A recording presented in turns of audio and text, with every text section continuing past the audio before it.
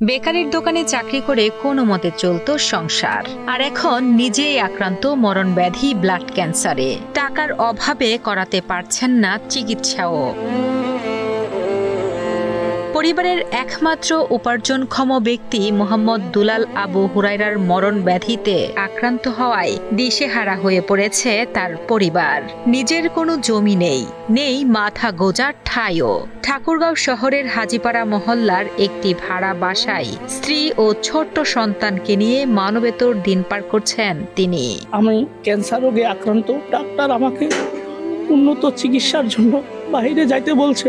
অর্থ নাই, আমি গরিব দারিদ্র, অনেক টাকার অভাবে চিকিৎসা করতে পারছি না। বউ আছে, আমার ফ্যামিলিতে আমরা 3 জন, বাড়ি ঘর কোনো কিছুই নাই। আমি এটা বিক্রি করে হলো চিকিৎসা করব। ঠাকুরগাঁও সদরের বাসিন্দা আবু হুরায়রা বহু বছর আগে হারান বাবা মাকে। অনেক কষ্টেই যাচ্ছিল তার দিন। অন্যের বেকারিতে কাজ করে কোন রকমে চলছিল তার সংসার। কিন্তু হঠাৎই অসুস্থ হলে চিকিৎসকের কাছে গিয়ে পরীক্ষা নিরীক্ষার মাধ্যমে জানতে পারেন ব্লাড ক্যান্সারে আক্রান্ত তিনি।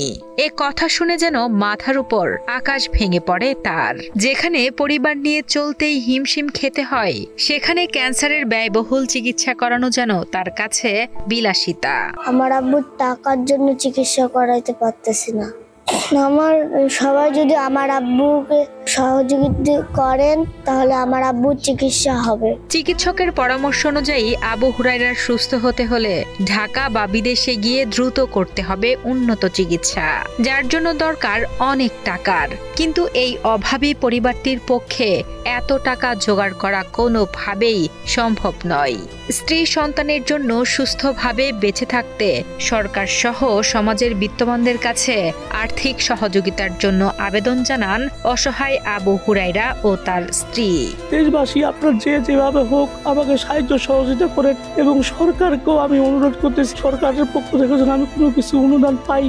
আপনারা যদি দেন তাহলে আমার উপকার হবে এবং আমি আপনাদের জন্য দোয়া করব।